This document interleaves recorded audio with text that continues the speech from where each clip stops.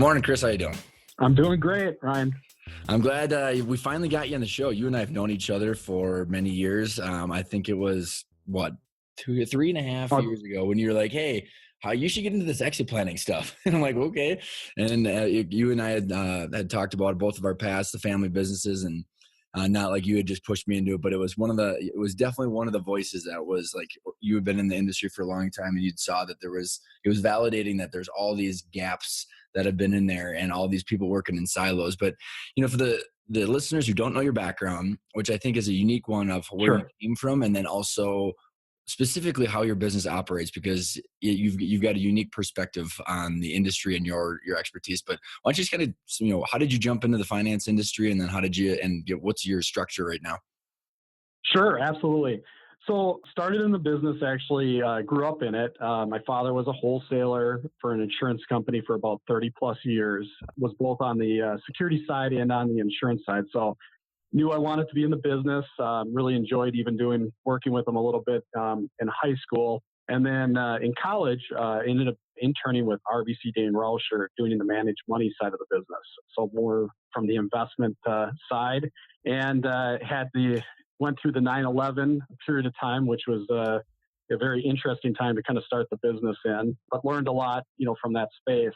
And a little bit after I'd been in there for probably about 2 or 3 years, my dad actually approached me about starting a life insurance, long-term care DI, and annuity wholesale organization. He had been wholesaling for a number of years. And what we saw was an opportunity to be able to work with advisors, financial advisors, independent insurance agents, and basically providing them advanced sales techniques and helping with their business owners on the insurance side. So fast track about 17 years forward here now. We've got a little bit over a couple thousand plus reps that we work with in all different walks of life, from the small property casualty shop up to different broker dealers. So a little mix of everything. And it's been the last 3 or 4 years have been a big change in the insurance market. A lot of it because of succession planning as businesses are transferring and adjusting. And the other thing too is the LTC space has changed a ton also. And one of the areas too that we're focused on is the key man plan and the executive bonus. Those are two big areas. So right now, our business pretty much on a daily basis is working with investment advisors and financial advisors and insurance agents basically on kind of the advanced sales and the life insurance from there.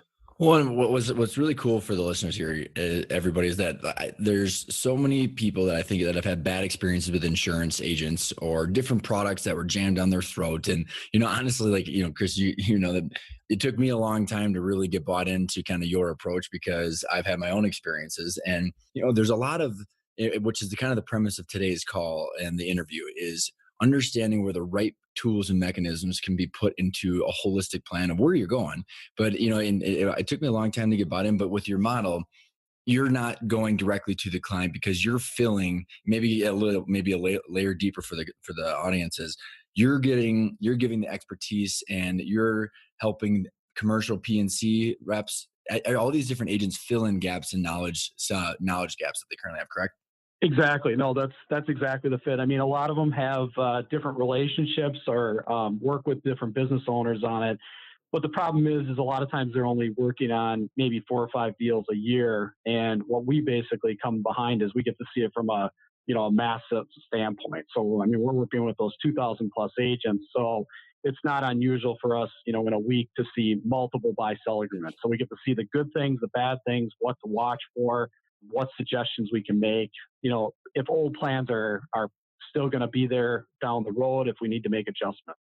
Well, and you're not selling one specific product, which I think is also a huge thing, because there's a lot of people that they jam, everything's a nail because they have a hammer.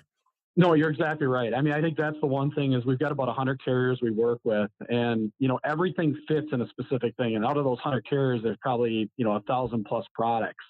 So it's really just trying to find what works best for that client or that situation, and really even bringing 4 or 5 different concepts to them to see what personally works for them.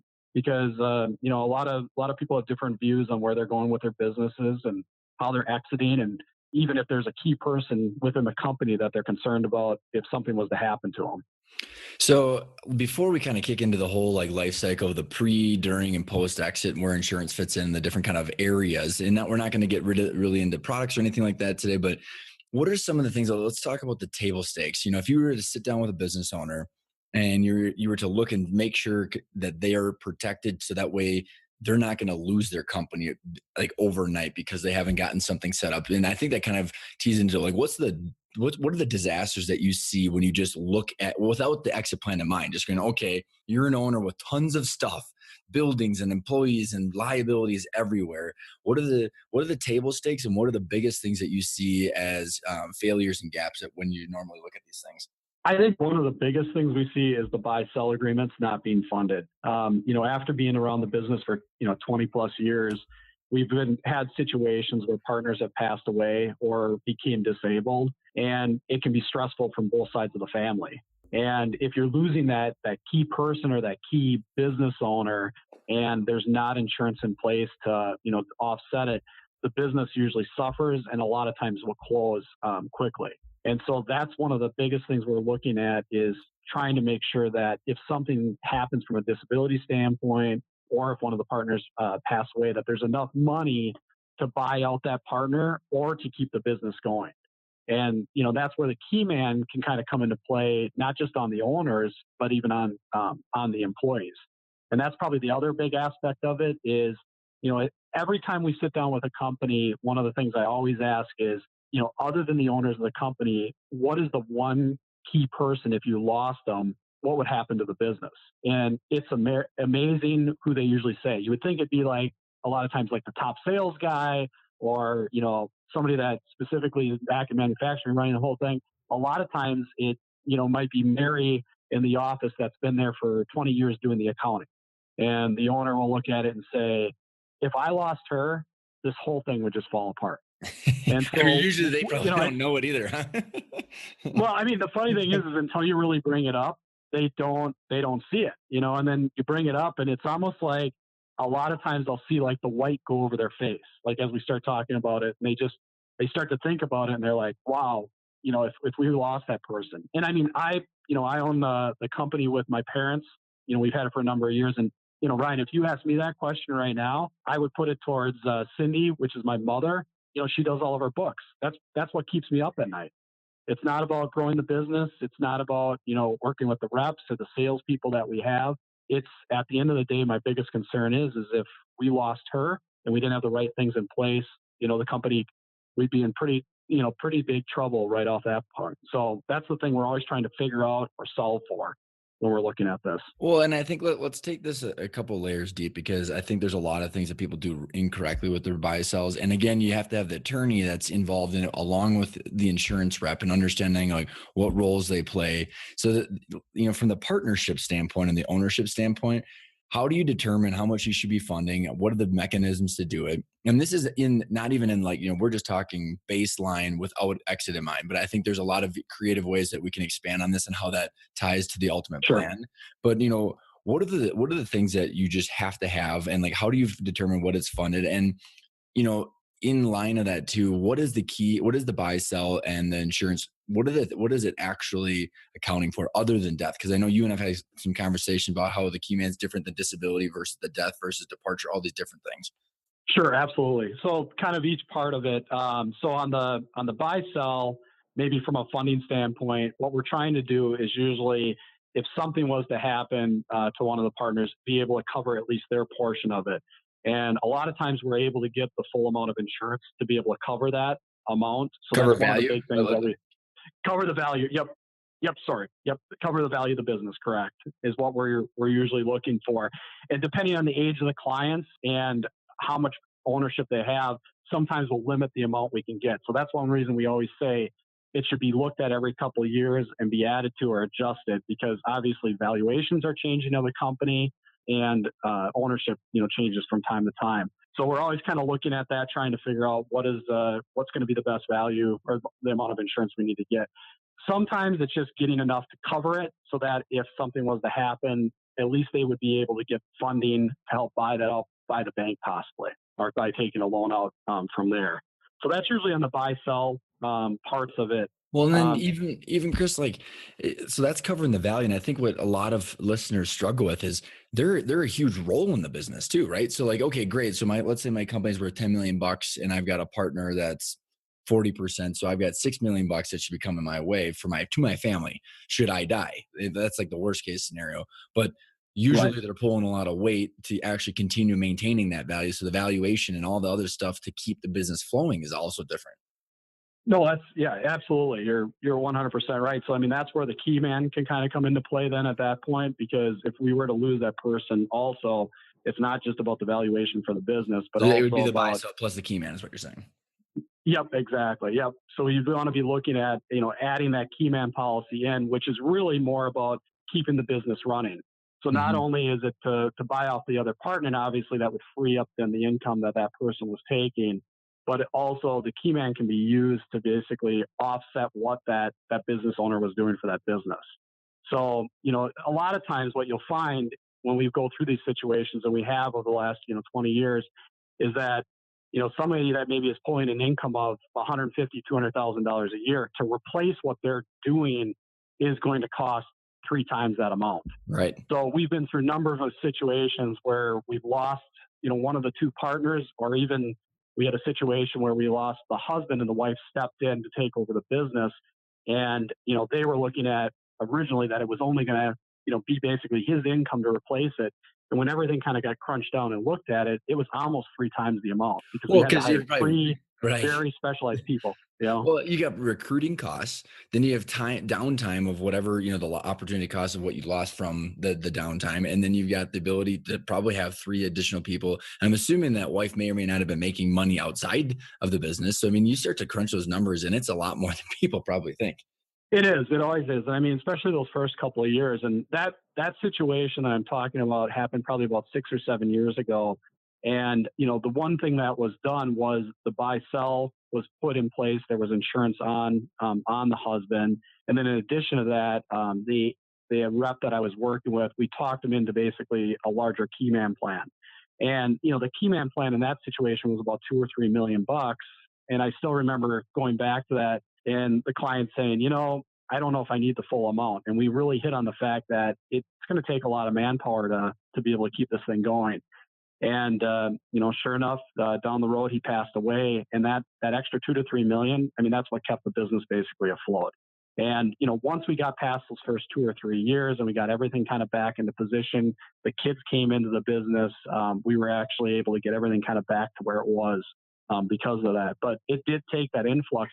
One of the biggest things that we saw was immediately after he had passed away, we had a number of clients that actually ended up leaving the business. Mhm. So they instantly lost probably 30 or 40% of their business. Oh my god. And yeah, after a year, they were able to bring back almost all those customers because the customers looked at it and saw that the business was going to continue. But when he was the main breadwinner. I mean, he was the main one running the business, doing everything behind the scenes. And so when he was gone, they instantly went to the competition. Mhm. So that was what was interesting with the whole thing, is that if they didn't have that key man plan in place to kind of keep the business running, they would have never gotten through that year or two to be able to retain or bring back those the clients that they lost. So Well, and so now so I think there's layers behind here, and then I want to come back to like the mechanisms that are used to do this because of all the different variables of people and their health and all that stuff. But and then the taxes. So, but before we do that, you and I had this interesting conversation about like even if it's not death, it's disability. Explain to the listeners how a key man is potentially different from the disability. And I might have this wrong, but the reality is that if you become disabled, so let's say that individual actually was alive but still wasn't able to do all that stuff, so there would have been no insurance triggers, right? So there you still have the breadwinner, you still have the value of the business tied to that person, but now they're for some reason sitting in a hospital for years. How does the key man versus disability and keeping the business cash flowing correctly using insurance, how does that tie into this? You remember the question I was the conversation yep, absolutely, yep. So with disability, and honestly, statistically, there's a much better chance of from a disability standpoint early on in life. And so when we look at the DI type situations, you've got the key man DI. So if somebody becomes disabled, a lot of times they'll still be on with the company. both as an employee or as an owner of the business, but not producing or helping the business out. So the disability plan then pays to the company to be able to be used to hire a short-term worker or kind of replace what that individual is doing. So, Keyman DI is a major product that can come into play to be able to keep that business alive, especially if that individual is going to be coming back, back to work. So we see that done quite a bit. The other thing too is the DI buyout. So if you've got multiple partners involved with the business and somebody becomes disabled, a lot of the templates that are put together for buy-sell agreements basically force out an individual after a year of being disabled. And the fact is when you look at the disability market, a lot of people do come back or recover, or at least can do a good portion of their job even after a year. So when we talk about, basically Keyman DI or DI buyout, a lot of times we'll recognize as we look through the agreements that that's not what they want to accomplish. They really are looking for the fact of trying to stay on with the company as long, but a lot of times their agreements, when we review them, push them out after a year. And I think that's the one thing that owners really look at and don't realize that even their agreements basically do this. So I think the disability is a really important thing to be reviewing. Well, and then that all ties back to the buy-sell agreement, and also in your buy-sell agreement, how you have determined that you're valuing that business, right? Because if they're going to get forced out, you have to have it in your agreement that this is what I'm going to be. Worst case scenario that you had that whole situation happen, but you have to have, okay, how are we going to value the business, and how are the partners going to pay me? That's exactly right. I mean, that's why it's so important as the insurance agent is working with the company, that the attorney that is drafting the buy sell, everybody's on the same page on what they want to see accomplished. We can make everything work together, and it's great to have these conversations because when you go through the situation where there's a disability type thing and they look at the language, a lot of times it's not what they're trying to accomplish or want to accomplish. And a lot of times it'll force a situation they don't want to see happen. And then obviously, as you move to the next generation, it can make a big difference as you introduce in, spouses and other family members, farther and farther out. You want to be able to figure out ways to buy out possibly that child that's going to be inheriting the business and that has already inherited part of the business. So that's one thing. We're always trying to look multiple layers down of where the business is actually headed. Well, and I think it's, it alludes to the like how screwed up this can be if you just have, I mean, so many people just, oh, they just sign their buy-sell agreement. Oh, they just get their insurance, products, but like, where are you going and why, what's going to happen? And I mean, Right. it's a huge, huge jigsaw puzzle, with the different things that are used to do the funding for the buy-sell agreements and the Keyman disability insurance and the DI buyouts, what are the products that you're seeing up and down the streets that you're helping fill in the gaps? Is it term life insurance? Are there wholesale products? What are the different things that are helping, and what are the variables that will dictate what you should be using and why? So the one great thing about term insurance, and we see a lot of it go to term, is that we're able to get a very large number of insurance for usually a 20-year or 30-year period of time, and it's not expensive. So especially when a company is starting out or fairly new, we'll see them lean towards that term side of the business. As the company starts to grow and build and they start looking at eventually selling the business and where it may be headed to, that's where we can start looking at putting in possibly permanent policies. And there are some unique strategies that you can do with the insurance to be able to build cash that are actually cash on the books. And there's also some retention programs that you can do where the company actually owns the policy and then can distribute the funds at retirement. So there's some unique strategies and products. And you do a very good job of a lot of insurance reps and people that in the insurance world that I know, they just go straight into the complicated stuff. And you always do a very good job of explaining it in terms of what people understand and why. And so let's go back to the permanent insurance, because what I want to do, Chris, is what you just described. There's a lot of different layers there of what is the permanent insurance, what are the different types, what are they trying to accomplish, right? So like a lot of these people buy wholesale products, or they buy this and there's the death benefit and the cash benefit, and they have no idea why they're doing it, and they probably don't need it. So the term insurance is just a flat huge lump sum, so like I think I've got 2 or 3 million on myself for like Sure. $800 a year, right? So it's like Super cheap, right? I right, mean, for what it is, especially absolutely. with my age and stuff like that. But so when the permanent insurance, I think if people, there's high commission. So a lot of reps jam that stuff down people's throat without looking at the big picture. So it doesn't even solve any of the problems. But maybe can you explain what is permanent insurance? And then let's go like into the different applications of that. On is it on the key man? Is it on the business? Who's paying for it? Who gets the benefit? And then what is the ultimate goal that it's trying to accomplish? So the permanent insurance has changed a lot over the last, I'd say, the last 20 so years. You've obviously have a whole life policy, which is a permanent plan that is paid with dividends, probably the oldest plans going back. And then it moved into basically variable universal life, which was tied to the market, and index life. So those are more the variable type products. But what happened basically around about 2001 or 2002 is we basically had a product that came out called Guaranteed Universal Life. And not to get into great depth, but what it looked like is it was a permanent plan that was guaranteed for life. And with the idea that it wouldn't build much cash value, but more just what is the minimum premium I need to pay to basically guarantee this policy all the way out. So oftentimes when we're just looking at purely a death benefit type situation, but we want it longer than the term, which is very important when we start talking about, selling a business down the line and having insurance still in place. These products have become a lot more popular. And this is where we see a lot of products moving towards. It keeps costs down and allows that permanent to be in place, for a long time. And so that's one area that we're seeing that permanent space build up. The other area is in building cash value on these products, more for retirement planning, more for the ability to build it at the company and utilize it basically as like a deferred comp type plan on key people. That's one thing we've seen a lot of lately is we've got individuals they're trying to keep at the business. And so what they're using the cash value or the insurance for is the ability for the company to build cash for that individual and be able to distribute it out at retirement. And there are some tax advantages of being able to do that for the individual and for the business, just depending on how you want to structure it or how you want to set it up. And that can be for the business owner and it can be for the individuals too. So there's a little bit of mix between all of them.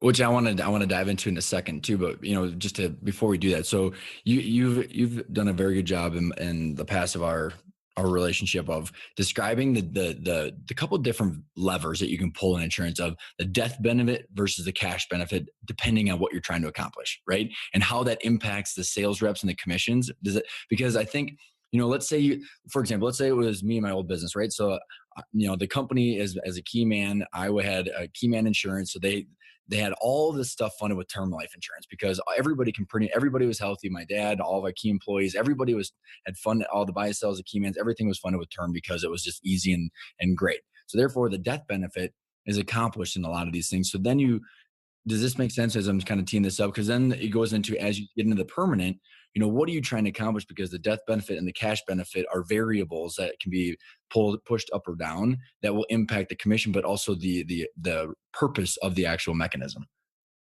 I think one of the biggest things that you see with the cash value is deciding which way you're going to go with it. So when we're talking about permanent, the goal is we want to have insurance for longer than that term period of time. So, Ryan, if I'm talking to you and I'm looking at it long term, the term was great early on. It covered a big amount for you.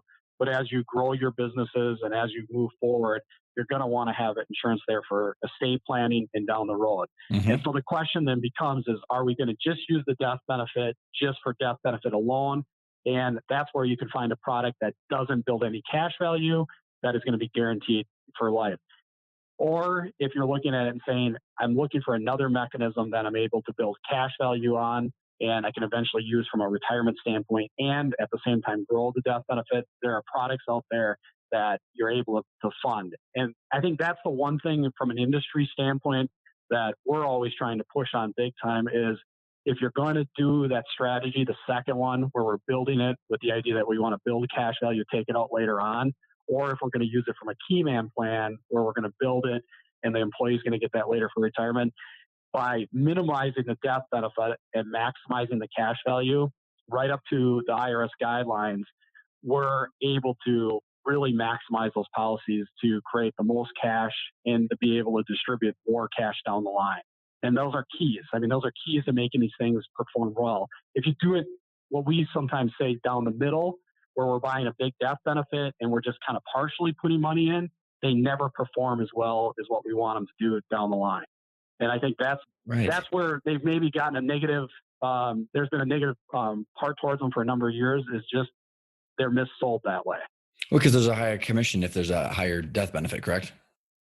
Correct. Yep, that's correct. Well, and I think which is fine if you need it, but I think if you think about the big picture of keeping a business afloat and then also trying to drive towards a transition or a transaction, then these mechanisms can be extremely useful, especially if you're using it in a specific way for a specific reason. So if you have all your terms, so you've got a lot of death benefit, you have the benefit of having more death benefit, but then you're growing cash and you're tying it to a specific outcome. So that's what I want to dive into the key man and how you use this in the deferred comp. So there, you got the 401ks, the benefit, the qualified benefits that a lot of people have, but then there's always these individuals who, you and I think you and I have talked about in the traction sense, there's the integrators who are the COOs or the presidents or the GMs and the whole Sure. mid, the executive level. These people are challenging to keep because they're expensive. You want to lock them in.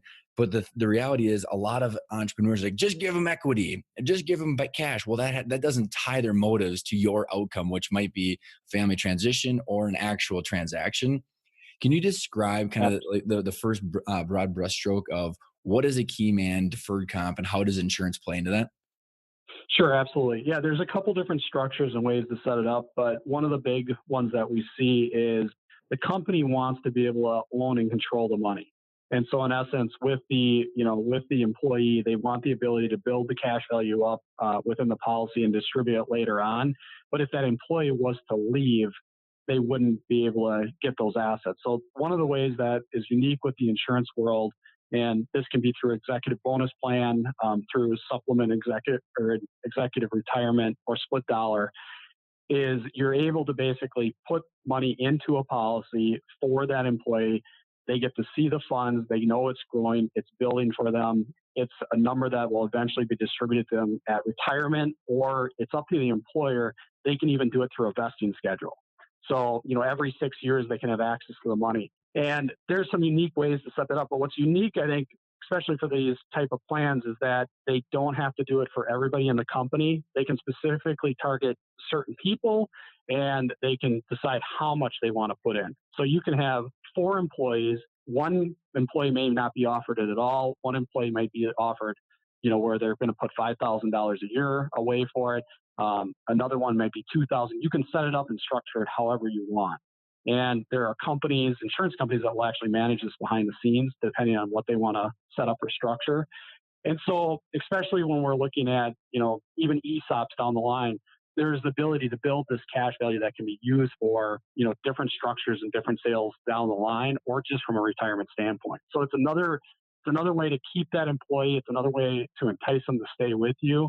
And at the same time, it's a way for the employer to control those assets too. So there's a lot of different ways to structure it, but that's one thing we're seeing a ton. We're getting asked constantly, I've got this key employee, the competition's coming after them right now. They're trying to, take them to their company. What's the best way for us to retain it without putting a really difficult type structure in place?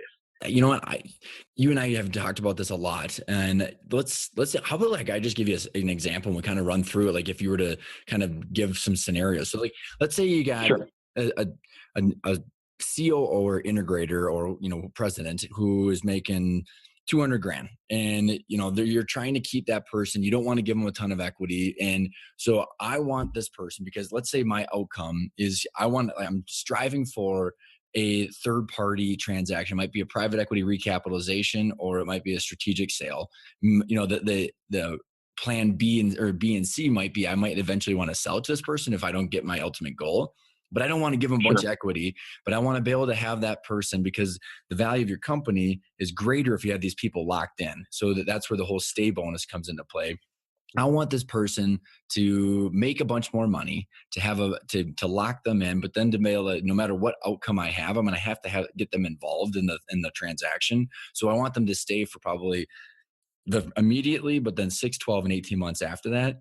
How do I address that person? And then who has the benefit of it? Is it them? Is it us? And why would it be beneficial to do that versus cash? So basically, the way that you would want to probably structure that situation is you want to control those assets as a company and be able to let that employee or the CEO know that they're eventually going to get those assets, either to be used for the purchase of the business or for retirement planning. So what would happen then is the company, what they in one scenario, what they could do is take, let's say, $10,000 a year and utilize that to buy a life policy. So we're going to sell for the minimum death benefit on that policy, and we're going to put that in to grow basically the max amount of cash value that we can in on it. And that's going to be tied usually to an index or into a variable type product. So it's going to be building cash value within that. That money is actually owned by the business. It's looked at as cash on the books. The company can actually, go in and take that money or utilize it. But obviously they've got the obligation to pay it for that employee down the road. And so the idea is then that money grows within that policy through the insurance policy deferred. In some cases, they can take a deduction depending on how it's set up or structured at the time of distribution, or if it's structured a different way at the time of putting it together. But that money grows in there. And so that employee then views that or sees that money growing down the line that can be used for the purchase of the business, or it can be used from a distribution standpoint at that point. And that's where the taxes then come into play. Now, if there's a death that does occur, it could be a split dollar type situation where both the employees, beneficiaries would receive part of the death benefit and the company would receive part of the death benefit. In some cases, it can just be the company. You can structure it however you want. And I think that's the one thing with these is it becomes very flexible on what we actually want to accomplish. And there's not a great amount of cost to actually manage and put these things together. What's great is a number of the insurance companies have actually come out to say they'll actually manage it and do it for a very small fee per year. And so So that's interesting. usually kind of the flow of the money on how to structure it or set it up. You can also do it, where it's just an executive bonus. We had a company here just recently that's like, we want to do this every year, but we want them to have full control of the money right off the bat. So in that case, the policy was actually owned by the executive, and then they were just doing the $10,000 bonus out every year. So this was actually done on a board where they were actually saying, we're just going to give the money out. In that case, obviously the company didn't have control of the assets, but they were funding a plan for that individual that was growing, tax deferred, basically an insurance plan. Well, and make sure I want to go back to the taxes on some of this stuff and how the taxes flow to it. But like, so for some actual numbers, like let's say it's a $200,000 COO that we're tying in. What are some real numbers that people would use? Again, hypothetically, like let's call it a $10 million business. What are some real numbers that they would use? And what are some real numbers? Let's say it's a 7-year ordeal, right? So it grows. And again, you don't have a calculator or piece of paper in front of you, but like, what are like, is it 50 grand that they've been putting there? And what are the benefits can the business write it off? And like, how does the money all flow? And then again, the layer on top of that, which you don't have to get into, is the actual terms and conditions of when and how they get that, and the structure. But we can talk about it in a sec. But what are some numbers that you would see, and how would the company handle that? It all depends on how much they wanting to try to put away and the size of the company. I mean, we've had some situations where we've had up to $50,000 a year being put away, into the plan. We've had all the way down to, we just did a construction company here recently where they were putting $2,000 away a year. It really, I think, a lot of times comes down to what's a number that is going to keep that employer there. What's Meaningful. going to prevent from the competition trying to take them away. That's really what it comes down to at the end of the day, as we discussed through it. So, if you've got somebody making $200,000 a year and we're putting away, $5,000 a year over a 5-year period of time, I mean, that's probably not going to keep them there. They're probably going to, just get it from a starting bonus, Yeah. from being able to move. But if it's a substantial amount of money, and kind of one of the rules of thumb that we've seen over the years is if that number equals their income in 6 to 7 years that's been put away, there's a very good chance it's going to be tough for them to move. Mm. And that's just one thing we've seen from an industry standpoint. So, I mean, if they make $100,000 a year and after 6 years, they've got close to 100 grand put away in this, it really reduces the chance of them walking away from it. That Mhm. just seems to always be the number that we've seen over time on that. I think the benefit from the business owner too is instead of just giving them cash, which is not tied to long-term incentives or your goals. And I think this kind of comes into like how you can wrap this tool into your intentions as a business owner. Because so first of all, I guess from the cost of it. So if the business is putting it in there, is it right? Are they able to deduct some of that? And because again, you're mitigating payroll taxes and all these other things from just giving bonuses, and actually the net of it to the employee versus the owner in the company. I think though, when you look at both sides of the equation, it's got to shake out good for everybody. Um, does that make sense? That question? No, absolutely. So the situation where I'm talking about where the company actually owns the benefits, what happens is when they actually do the distribution at the time of retirement, or depending on if they're going to distribute it out to be used to purchase the company, that's when the deduction, the large deduction can be had at that point. If the employee owns the business and there's basically bonus or structure going out from there, obviously that's just a deduction from the bonus that you're able to get. So it depends on how Mhm. you structure it, but there are some very advanced techniques that you can use from a split dollar standpoint, where in essence there can be deductions on both sides of it, depending on how it's structured or set up, and that's each one can be done a little bit differently on control. But the way to kind of always the rule of thumb to look at is if the employer or the company owns the money and it's theirs to own, they're not able to take the deduction. If they give it out, then they are able to take deduction at the beginning. At the If it's point of done, giving it out when it comes off the books, right? yep, exactly. And so now what's unique though is when the product is growing, remember the insurance is growing deferred over time. So you may have contributed $50,000 into the plan, but now it's worth 200 and some thousand. Well, when you distribute the money at that point, you're able to realize it based on that. Mm. So there's Mhm. there's Mhm. definitely, over time of growing and building those assets and at distribution, there are larger, strategies that you can look at from a business standpoint. And at the same time too, is if the business does need the money or needs to access it or collateralize against it, there are opportunities because it is money on the books for them, but there is an obligation to the employee. So Yeah, so obviously the you could use that as obligation is assets to take loans against and stuff like that to buy more inventory. absolutely. Yeah, yeah, yeah. Yep, and that's a huge thing. I mean, that's one area. One company we worked with. We did probably. I think there was almost 15 or 20 individuals that ended up doing basically what we're talking about there, and it was a substantial amount of money. They were contributing around 8 to 10,000 per person per year, and so that ends up being a fairly large number after about 6 or 7 years. That's on the books that they're able to take loans against and Well, borrow against here's if an they needed it. well, and here's an interesting, like, this is way technical for some people, but like, a lot of banks have covenants on like how many assets you have to have on the books and what Absolutely. you can borrow against. So like, there's a lot of people in the copier industry that they'll keep shit inventory on the books because they don't want to write it off because it restricts their borrowing capacity. So seriously, Yep. so Yep. there's all these shenanigans, and it also impacts the value of your company too. But anyways, like total rabbit hole here. But the going back is I think the structure. You keep going talking about the structure. I think this is where you and I, the attorney, like this, the people and the team working on the outcome is so important because a lot of people there's you said anything can be done because if the company owns it, so the vesting schedule, and ideally you'd want to have, let's say it's 250 grand that's in this comp plan. Now how you tie that to the outcome of, okay, you know what, I think I'm going to end up selling a portion or all of my company in 5 years. Well, they get 50 grand at closing, another X amount over, in 6 months to help with the integration. And what you're doing is you're literally able to dictate everything you want around that. And I think it's so important to line that up with what you want. How many times have you seen it where it's just you look at this and there's no thought behind what's actually out there?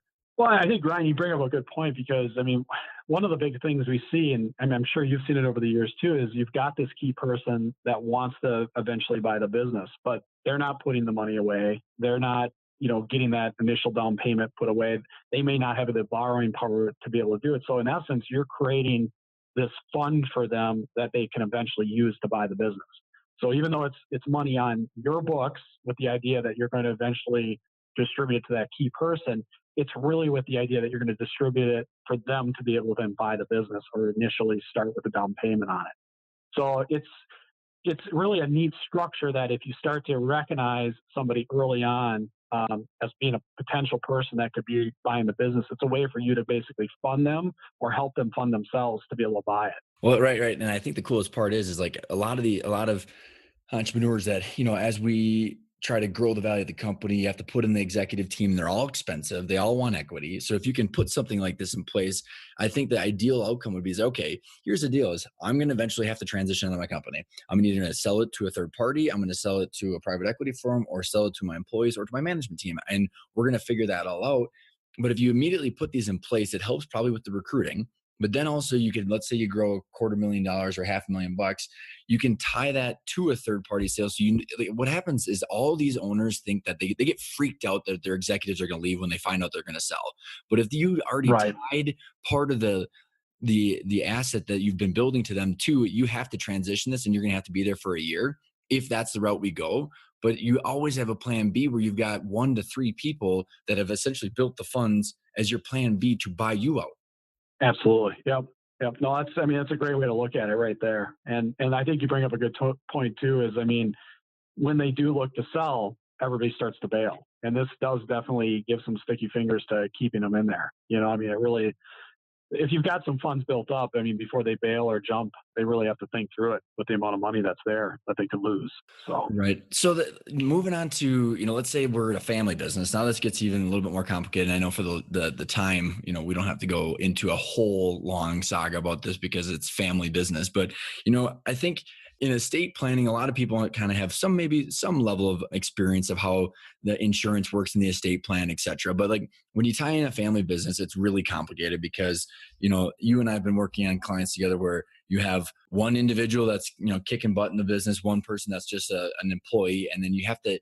There's so many businesses that don't decouple the actual wages versus the family estate. So can you just give us a couple highlighted overviews of how do you normalize an estate for kids when you're trying to decouple this stuff? You follow what I'm asking? absolutely, I think so. I think the big thing is when you've got kids involved that are not fully involved with the business, or maybe not involved with the business whatsoever. One of the things that is unique with some of the insurance strategies that are out there is it's a way to kind of separate or pull off those individuals from the business. So I think.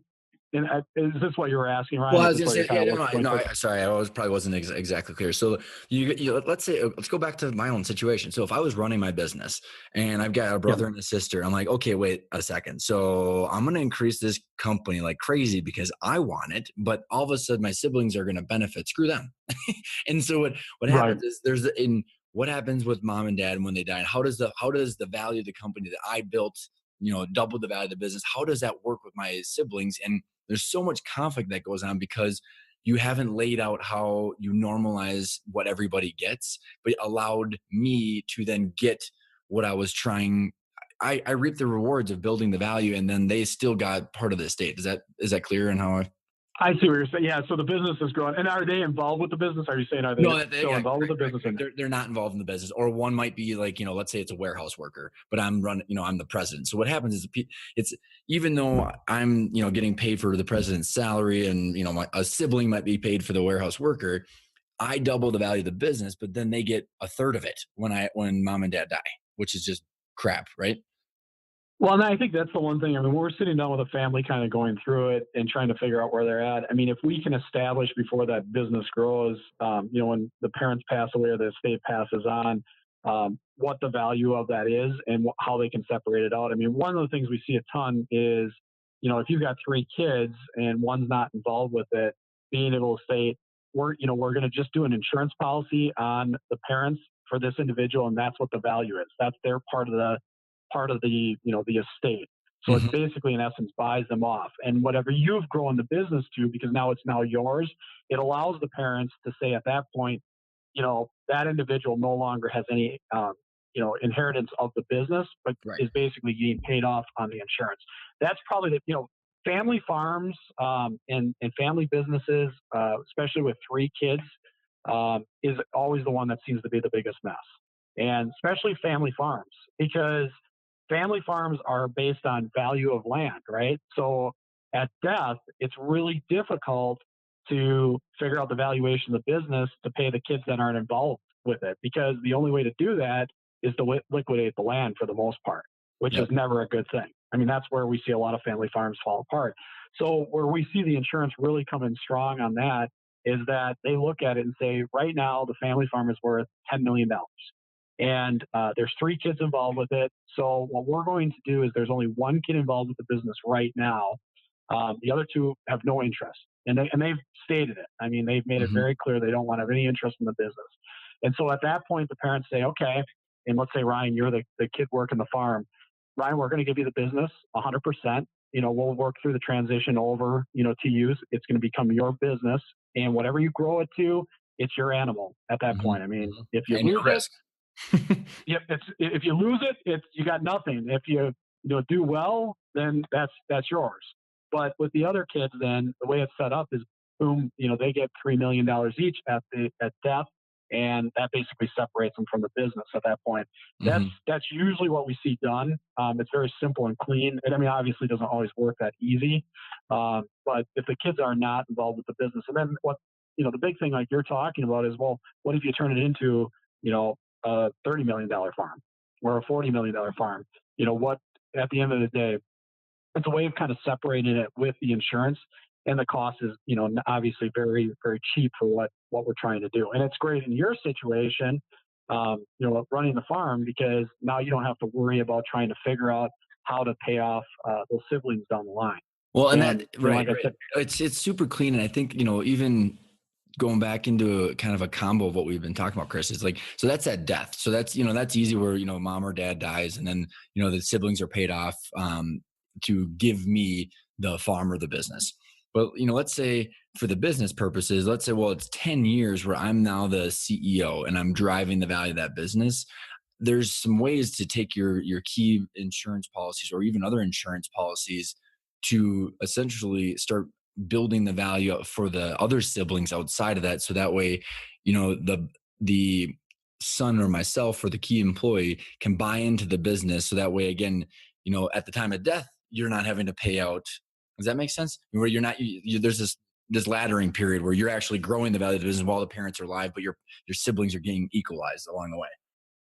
absolutely. Yep. No, that's you can definitely do that through, like the structures we were talking about before with the key mans. I mean, that's one way, is by building those assets up for those individuals, either for them allowing them to, buy into the value more, or a way of buying them out too. So I mean, it's a way of building it up, and then at the same time, if death occurs, obviously then, paying them off at that time too, and just making it simple for whatever ownership share they may have, small or big, at that point. So as we're kind of wrapping up or getting close to the time here, as the transaction happens, we kind of talked about how key insurance or key man insurance policies work for the stay bonuses, et cetera.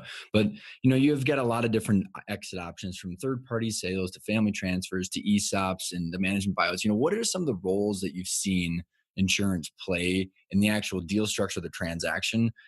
Is there unique things that you see that has been happening, or what are some of the things that are pretty common out there? Well, I think the thing is, when we're looking at like what we're talking about with these key man structures, being able to build cash, I mean, I think that's one of the biggest things, is being able to utilize that to buy out. And then obviously, if there's disability or, long-term planning, even with some of these combination life LTC plans, as that comes into play, those are all things that can kind of help assist on these. I think one of the things you brought up is the third party too. One of the things we see is, if it's a third party that's not associated with the family that's starting to buy the business, always the concern is as they transfer the business over to that individual, if something was to happen to that individual that's buying the business, and the full transition hasn't taken place yet, and the fact that they've got to replace, how do you buy that person out or utilize the insurance for that? So depending on the structure that they're moving to, the insurance can, mitigate the risk that if something was to happen to those individuals that are buying it. And then the same thing around, as they're buying it, if the main owner was to pass away and still had an integral part to the business, being able to help move that transition or allow that buyout to happen quicker. So, Hmm. one of the things I think, if I was buying a business, and that individual was still running the business and they were contributing a lot over the next 5 or 6 years, one of my biggest concerns would be is that if that person died and the buyout was over the next 5 years, how do I accelerate that if something was to happen to them? Hmm. And that's where the insurance can be a huge added thing, because what would happen then is basically it'd be almost like a buy-sell agreement. where if that individual passed away, the money would be used to buy the family off, and the whole business would transfer to me right away, which Hmm. would then allow me to be basically replace that owner and really, him as the key person of the business. So there's a lot of ways to mitigate the risk. There's a lot of ways to utilize the insurance from a cash standpoint, build up to be able to buy out individuals or utilize that, to offset the business. So, I mean, there's just the one thing I think you say with insurance is it really comes down to you can really customize exactly what you're trying to accomplish and what your concerns are. And there's a lot of different ways to build or grow that. So working with attorney and usually working with us to try to figure out exactly what they're trying to accomplish or what their concerns are. And the family dynamics are massive. I mean, as the family grows, there's, there may be a spouse that, the biggest concern of the family is that, if they transfer it to one of the children, and if that child was to pass away or become disabled, they're concerned is they don't want the spouse to be running the business or Hmm. have that ownership. So every family is unique. And what's unique with the insurance is we can customize it to figure out exactly how to satisfy, those needs at that point. Well, and I think what's really, really interesting is as you and I have worked on deals together, and as I look at all these growth and exit plans that we've worked on, is knowing the outcome of where you're trying to go, and then obviously the redundant plans. If you do all this stuff ahead of time, then first of all, first of all, mitigating your risks should anything happen. You're locking things together, but you're, let's say it's a third party transition. I mean, the costs and the expenses that you paid along the way literally you will get the return because your business is going to be worth more, because if I'm a buyer, I'm going to pay more because of how you've locked everybody in and how you set everything up. And if you, like the example you just gave from an ownership perspective, if you've already done all that stuff work ahead of time, you're good. The owner, the new owner, the purchaser is going to pay you more because of what you've done. So I think it's so Absolutely. important understanding where you're going to go, so you can, it's like a blueprint of a building. You can back into all the different products and services. And as we're wrapping up, because what is, like, when you see the biggest mistakes of not having that big outcome, how, like, is there something that you want to highlight that we've talked about, or like how does it, just no one does that, is looking at the big picture, right? What are the big things that people just need to be wary of as they're going through, whether they currently have it right now or they're in the middle of making this decision? I think the biggest thing is that most people buy policies early on in life or are thinking about this, but then they never update it or look at it or make sure that it's going to follow the plan that they're looking at down the line. So, I think one of the biggest things I come across with companies is that they're fabulous at building the businesses. They've done a great job, from their business. But when we really start to tear apart the insurance that's out there, a lot of it is not going to do what they think it's going to do, Mhm. and they haven't. They'll really. I think the one other thing too is it doesn't need to be extremely difficult either. I think that's the thing is we talked about a lot of different tough ideas and techniques that we can use with insurance, but the fact is most of the time this can be looked at pretty simply on what we're trying to accomplish and do, and we can usually hit the mark somewhat. I mean, I think that's the one thing is everybody's trying to make sure it's like to a T perfect. And I think the biggest thing is get something done and just keep working it every year. I can't tell you how many different plans we've come across over the last even year here where we come in and I mean, it hasn't been looked at for 15 years. They've got insurance plans that are supposed to cover estate taxes and issues that are going to fall apart in their 80s. Yep. They haven't talked about long-term care planning, which is, probably one of the largest expenses we're seeing right now for individuals in their 70s and 80s. I mean, the numbers are massive on this. So I think the biggest thing is just reviewing, looking at it, and coming up with a plan. And it doesn't have to be set in stone, but at least start with something. Is I Well, think one of the right. biggest things. Well, and right, and like and I think the big. I actually have a lot of sympathy for a lot of all these advisors, because if what makes it difficult is the owner doesn't know what they want and why. So how are you supposed to, like, as a, and I go back to the house, because as a general, as a, like, let's say you're the electrician, how are you supposed to give advice if there's no blueprint? It's like ridiculous. So they need to know where they're going, what their exit options are, why they're going towards something, because then you could easily back into a bunch of different scenarios and give them the pros and cons. But if you're in there asking them questions and they don't know how to answer them, then that becomes hard. I mean, you're exactly right. And I mean, a lot of it is even the family politics too, and even the politics between partners. I mean, so I think a lot of times it comes down to we almost become counselors for them, and giving suggestions and giving ideas where they want to head and what they want to do. But you're exactly right. I mean, most of the time, the questions that are asked are, you know, they've never thought about it or they've avoided it. I mean, that's actually probably more that what we see is just the avoiding, saying I'll deal with it down the road. And so I think that's where we come in to say, let's really talk through this and figure out what could be the downfalls, what could be the problems or issues, and let's try to figure out a way to solve those situations for you. Yeah, I love it. So if there's one thing, we kind of just did it, but if there's one last little thing that you want to leave the listeners with, what would it be? Review your policies on a consistent standpoint because a lot of them aren't going to get to the point that you would think they may are going to go to. And I think the thing is review every year as your business grows if you've got enough in place. Yeah, Um, and I life changes and business changes. Oh yeah, I mean any change in life you should be looking at this stuff, especially because it can make all the difference in the world on where your legacy goes and if the business can stay alive or not. With both the family members and with just for the employees too. If the listeners want to get in touch with you, what's the best way? You can just give me I can give my cell phone here, 612-600-7243, or shoot me an email at cs@mvpservicesolutions.com. Chris, thanks for coming on the show, man. Thanks a lot, Ryan. Appreciate it. Have a good one.